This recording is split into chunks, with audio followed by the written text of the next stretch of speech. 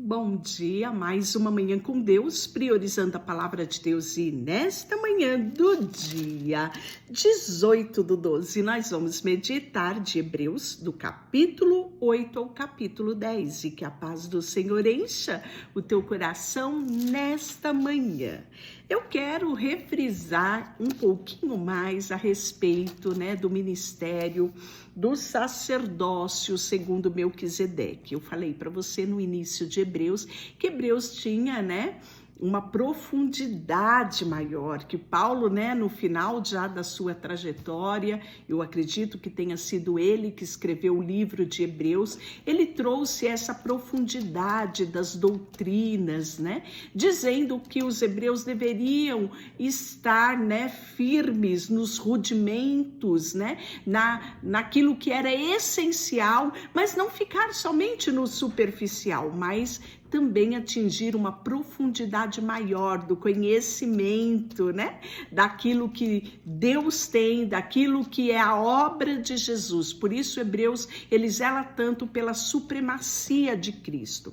E aí ele vem falando no capítulo 7, trazendo essa profundidade maior, porque até então, se falava-se do sacerdócio levítico ali, segundo a linhagem de Arão, conforme está lá em Levítico. E aí no capítulo 7 ele fala, porque este Melquisedeque, rei de Salém, sacerdote do Deus Altíssimo, que saiu ao encontro de Abraão, falei sobre isso no último devocional, quando voltava da matança dos reis e o abençoou. Então foi um encontro divino que Abraão teve com Melquisedeque, rei de Salém, para o qual também Abraão separou o dízimo de tudo.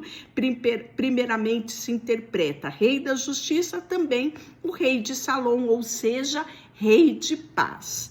Sem pai, sem mãe, sem genealogia, que não teve princípio de dias nem fim à sua existência. Entretanto, feito semelhante ao Filho de Deus, permanece sacerdote perpetuamente, Então, nessa ocasião, onde Abraão tem esse encontro com Melquisedeque, o sacerdote do Deus Altíssimo, é a primeira menção que você vê ali, e ele surge do nada, como exatamente diz aqui o livro de Hebreus, Então ele retrata aqui, aquele momento ali, quando você lê lá o texto bíblico e você fala, Melquisedeque, quem será este, Então Hebreus traz esta luz sobre esta palavra, trazendo-nos revelação do cumprimento dos tempos em Jesus. E olha só, considerai, pois, como era grande este, a quem Abraão, o patriarca, pagou o dízimo, tirando os melhores despojos. Ora, os que dentre os filhos de Levi recebem o sacerdote, têm mandamento de recolher, de acordo com a lei, os dízimos do povo, ou seja, dos seus irmãos, embora tenha dentre descendidos de Abraão. Entretanto, aquele cuja genealogia não se inclui entre eles recebeu o dízimo de Abraão e o abençoou, o que tinha as promessas. Que coisa linda, que riqueza Hebreus nos traz a respeito desse sacerdote, E por assim dizer, também Levi, que recebe dízimo, pagou na pessoa de Abraão, por aquele ainda que não tinha sido gerado por seu pai, quando Melquisedeque saiu ao encontro, Então, se você quer conferir esse episódio, esse encontro divino de Abraão com Melquisedeque, rei de Salém, está lá em Gênesis capítulo 14, do versículo 17 ao versículo 20. E eu sei que você vai continuar a leitura bíblica o ano que vem, logo nós estaremos em Gênesis, E vamos rever este encontro memorável entre Abraão e Melquisedeque. E aí, ressaltando isso, que Cristo, ele é o sacerdote único e perfeito, porque o sacerdote levítico, ele fazia o sacrifício de forma continuada, Cristo não. foi sacrificado uma única vez em favor de muitos, em favor de todos, né? Como eu falei ontem, que está declarado em Salmo 110, 4, tu és o sacerdote para sempre, né? Então, trazido essas considerações, eu quero falar do texto de hoje, que é o capítulo 8. Ora, é essencial das coisas que temos dito e que possuímos tal sumo sacerdote, que se assentou à destra do trono da majestade dos céus. Que coisa linda, não é? Salmo 110, nós falamos sobre ele no capítulo 4, 110, 1, ele fala sobre isso, né? Que é tão frisado aqui pelo texto de Hebreus, né? Então, aqui nós vimos o símbolo da antiga aliança, né, que era transitório, para esta nova aliança que é eterna, firmada em Cristo Jesus, que é o autor e consumador da nossa fé. É o mediador nosso, né, entre o Pai e os homens. É o caminho, a verdade, a vida, e ninguém vai ao Pai senão por ele.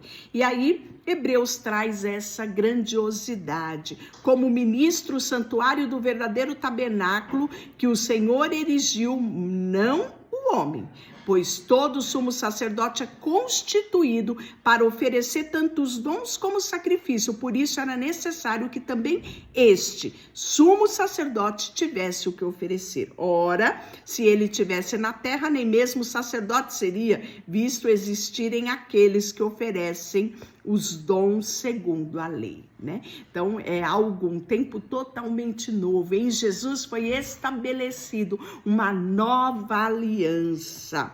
E aí nós vamos ver que faça todas as coisas de acordo com o modelo que se tem mostrado no monte, né? Ora, com efeito, obteve Jesus ministério, tanto mais excelente, quanto é ele também mediador de superior aliança, instituída com base em superior promessa.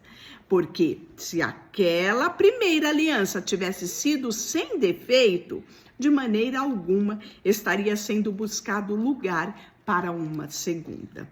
E de fato, repreendendo-os, diz: eis, aí vem dias, diz o Senhor, e firmarei nova aliança com a casa de Israel e com a casa de Judá, não segundo a aliança que fiz aos seus pais, no dia em que os tomei pela mão para os conduzir até fora da terra do Egito, pois eles não continuaram na minha aliança e eu não atentei para eles, diz o Senhor. Porque esta é a aliança que firmei com a casa de Israel.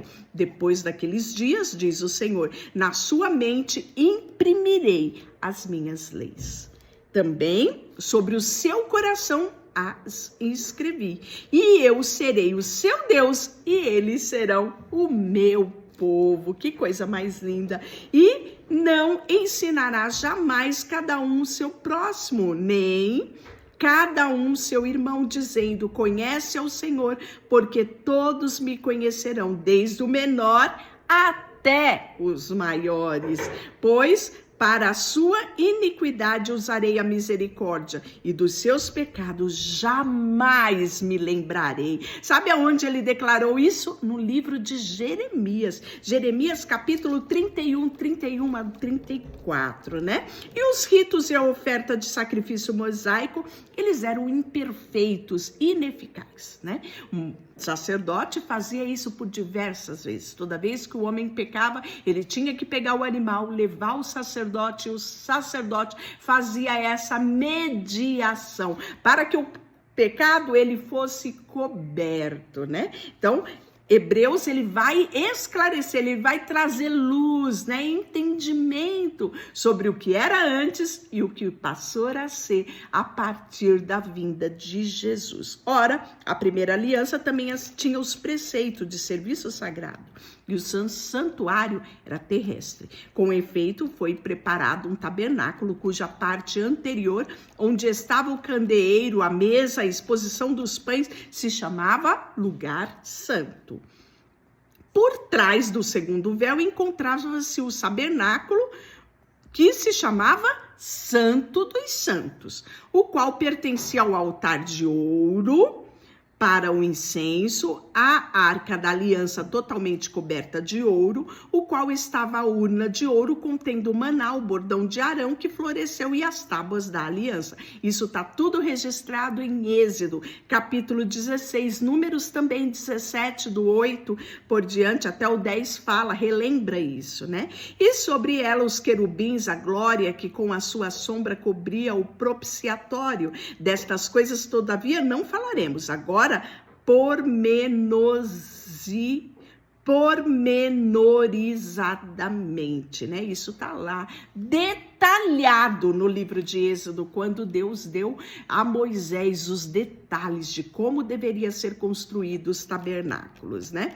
Só que, ora, depois que tudo isso, assim preparado continuamente, entram no primeiro tabernáculo, os sacerdotes, para realizar os seus serviços sagrados. Mas, segundo o sumo sacerdote, ele sozinho, por sua vez, uma vez por ano, não sem sangue, que oferece por si pelos pecados da ignorância do povo, querendo com isso dar a entender o Espírito Santo que ainda o caminho do santo lugar não se manifestou, enquanto o primeiro tabernáculo continua erguido. E isto, uma parábola para a época presente. E segundo esta, se oferece tantos dons como sacrifício, embora esses, no tocante à consciência, sejam ineficazes para aperfeiçoar aquele que presta culto, os quais não passa de ordenanças da carne, baseados somente em comidas, bebidas e diversas abluações impostas até o tempo oportuno da reforma. E aí ele vai falar que o sacrifício de Cristo, né, ele não se repete como acontecia com o sacrifício lá no tabernáculo. Por quê? Porque ele é perfeito e eficaz. Que grandiosidade é esta graça que nos alcançou. Quando, porém, veio Cristo, o sumo sacerdote dos bens já realizado mediante o maior e mais perfeito tabernáculo, não feito por mãos, que quer dizer não desta criação, não por meio de sangue de bodes, de bezerro, mas pelo seu próprio sangue, entregou no Santo dos Santos uma vez por todas, tendo obtido eterna redenção. Portanto, se o sangue de bodes, ou de touros, ou cinzas de uma novilha, aspergido sobre o contaminados, os santificava, quanto à purificação da carne, muito mais o sangue de Cristo, que pelo Espírito Eterno a si mesmo se ofereceu sem mácula a Deus, purificará a nossa consciência de obras mortas para servirmos a um Deus vivo. Por isso mesmo, ele é o mediador da nova aliança, a fim de que, intervindo a morte para a permissão da transgressão que havia sob a primeira aliança, receba a promessa da eterna herança àqueles que têm sido chamados, por onde ao testamento é necessário que intervenha a morte do testador, pois um testamento só é confirmado no caso de mortos, visto que de maneira nenhuma tem força de lei enquanto vive o testador. Então ele fala da importância da morte de Jesus. Através da morte de Jesus, tudo se tornou possível nesta nova aliança, né? E aí o sacrifício de Cristo, ele fala aqui ainda, né, no finalzinho aqui do capítulo 9, que é eficaz para sempre. Era necessário, portanto, que a figura das coisas que se achavam no céu se purificasse com tais sacrifício, mas as próprias coisas celestes com sacrifício a ele superior, porque Cristo não entrou em santuário feito por mãos e figuras do verdadeiro, porém no mesmo céu, para comparecer agora por diante de Deus, nem ainda para oferecer a si muitas vezes como sumo sacerdote. Cada ano entra o Senhor no Santo dos Santos com sangue alheiro. Ora, nesse caso seria necessário que ele tivesse sofrido muitas vezes, desde a fundação do mundo. Agora, porém, ao se cumprir os tempos, se manifestou uma vez por todas para aniquilar, pelo sacrifício de si mesmo, o pecado. Que coisa linda essa, né? Capítulo 10, o sacrifício antigo, eles eram humanos e transitórios, e a expiação feita por Cristo, né, ela é divina, ela é permanente, ela estabelece uma nova aliança na graça de Cristo Jesus, né? E olha que coisa extraordinária. Toda vez que você for cear, né? Se você participa da ceia do Senhor, na ceia nós falamos a respeito disso. A nova aliança em Cristo Jesus. O pão simbolizando o seu corpo e o fruto da vide, o suco da vide representando o sangue de Jesus, estabelecido ali na cruz, uma nova aliança. Este é o meu sangue, o sangue da nova aliança em Cristo Jesus. Não é extraordinário? Por isso que todo momento de ceia eu me emociono, pois eu vejo a dimensão da graça que me alcançou, da graça que te alcançou, daquilo que é eterno, né? Então não permita que nada aqui nessa terra corrompa a glória manifestada na cruz que te alcançou. E aí, capítulo 10, né, ele fala assim: eis que aqui estou para fazer, Deus, a tua vontade. Não tem como, não é? Você ignorar esta graça que te alcançou. Por isso, ele acrescenta isso no versículo 9 do capítulo 10. Nessa vontade é que temos sido santificados mediante a oferta do corpo de Jesus Cristo, uma vez por toda. Ora, todo sacerdote se apresenta dia após dia a exercer o exercício, o serviço sagrado e a oferecer muitas vezes o mesmo sacrifício que nunca jamais pode remover o pecado. Esta era a antiga aliança. Jesus, porém, tendo oferecido para sempre um único sacrifício pelos pecados, assentou-se à destra do Pai, aguardando daí em diante até os seus inimigos sejam postos por estrado dos seus pés, porque com uma única oferta aperfeiçoou para sempre quantos estão sendo santificados. Glória a Deus, porque eu e você fomos alcançados por esta graça. E aí nos traz esta graça o privilégio de estar na presença de Deus, né? E Hebreus fala isso aqui no capítulo 10, versículo 19. Tendo, pois, irmãos, intrepidez para entrar no Santo dos Santos pelo sangue de Jesus e pelo novo e vivo caminho que ele nos consagrou pelo véu, isto é, pela sua carne. E tendo grande sacerdote sobre a casa de Deus, aproximemo-nos com sincero coração, plena certeza da fé, tendo o coração purificado da má consciência e lavado o corpo com água, né? E aí ele fala: guardemos firme a confissão da esperança sem vacilar, pois quem fez a promessa é fiel, porque se vivermos deliberadamente em pecado, depois de termos recebido o pleno conhecimento da verdade, já não resta sacrifício pelo pecado, pelo contrário, certa expectação horrível de juízo e fogo vingador, prestes a consumir o adversário, né? Então ele fala da importância de discernirmos e vivermos essa bênção que Jesus conquistou na cruz, né?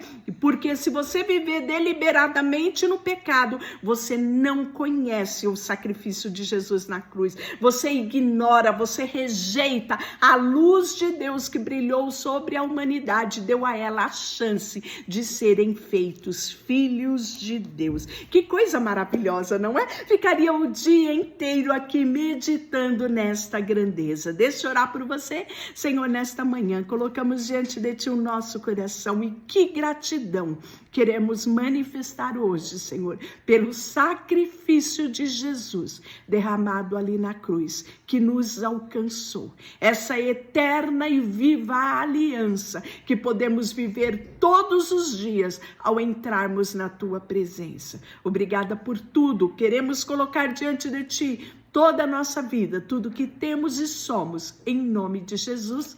Amém. Deus te abençoe.